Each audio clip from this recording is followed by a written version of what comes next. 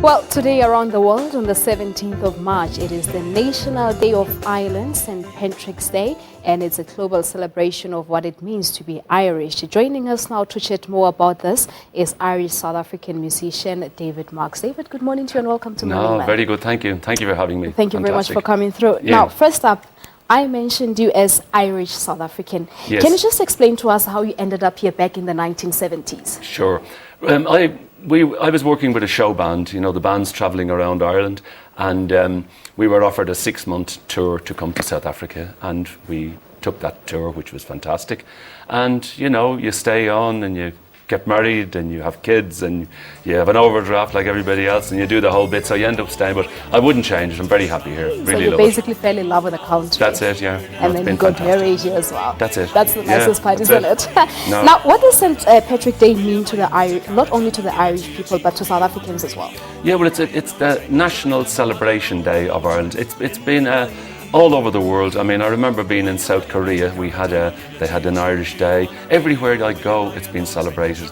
And my son now is actually living in Boston, and he was telling me that the River Charles, which runs through Boston, is green today. So, which is they really go, especially in the United States as well. Yeah. Now you performed to us earlier on, but how does your music celebrate the patron saint of Ireland? Well, I do. I would say 50% of my music would be Irish songs. And, well, you know, the Irish sing-along, St. Patrick comes into it a lot. The shamrock, you know, the three-leaf shamrock, and yeah, works out well. The South Africans love the Irish music because it has a sort of a country Irish feel, and we use a lot of the same instruments like the banjo and the whistle and mandolins and things like that. Beautiful sounds we had earlier on. But then what's your take on, or how would you rate South Africa's interest in St. Patrick's Day? Growing bigger and bigger every year. I can't believe. Now, this year in particular was a very big one because of the leap year. Now, I had St. Patrick's celebrations from Saturday, last Saturday, Sunday, all during this week and right up to Sunday. So I've got people have on the day itself, like tonight I will be in Fourways, but tomorrow night I'm in Greyville at Racecourse in Durban. So it's been celebrated everywhere. And people are most definitely I wish St. Patrick's Day was every month.